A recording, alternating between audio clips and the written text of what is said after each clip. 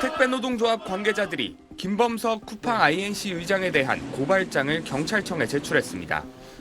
지난 2020년 쿠팡 70 물류센터에서 근무하다 숨진 고 장덕준 씨 사건에 대해 김 의장이 증거인멸을 교사하고 산업안전보건법을 위반했다는 혐의입니다.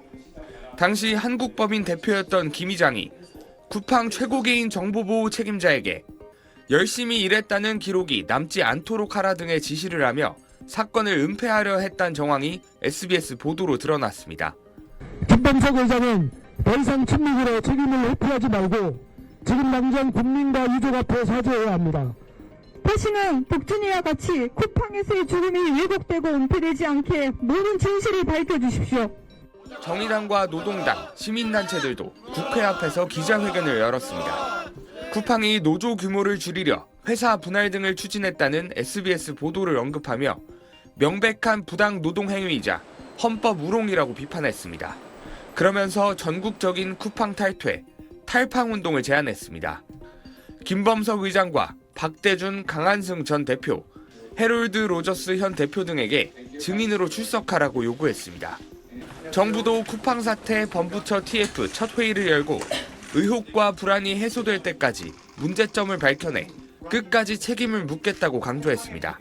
한편 쿠팡 퇴직금 미지급 사건 불기소 외압 의혹을 수사하는 특검은 어제 쿠팡 자회사와 쿠팡 측 대관 조직의 비밀 사무실을 압수수색했습니다.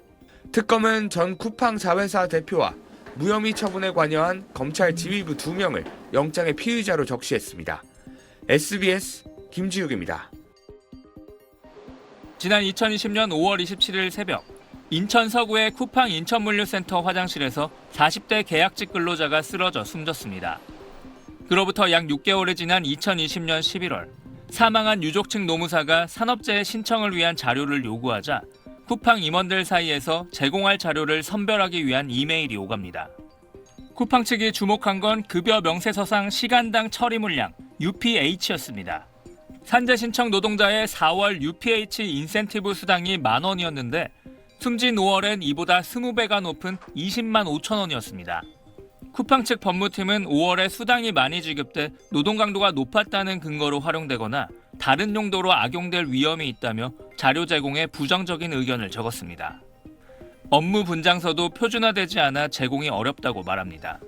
결국 유족 측이 요청한 9개 자료 가운데 휴가 사용 내역과 업무 내용, 휴식 시간 등도 빼고 근로계약서와 근로복지공단이 요구할 가능성이 큰 출퇴근 기록, 사업자 등록증 번호 등 3가지만 제공하는 쪽으로 의견이 수렴됩니다. 현재 쿠팡 한국법인 임시대표이자 당시 쿠팡 미국법인 최고 관리 책임자였던 해럴드 로저스도 일부 자료만 제공하는 것에 대해 괜찮다고 말합니다. 현행법은 유족을 위한 사업주의 자료 제공 의무를 두고 있지는 않지만 조력해야 한다고 규정하고 있습니다. 하지만 쿠팡에서 일하다 숨진 노동자의 유가족들은 쿠팡이 일부 자료만 제공하고 시간을 끌었다고 말합니다. 우리가 증명하라고 하는데 모든 자료들은 회사에 있고 우리는 받을 수가 없다. 그래서 국회의원들한테 좀 받아달라고. 쿠팡 측은 해고된 임원의 일방적 주장이란 입장을 되풀이했습니다. SBS 정준호입니다.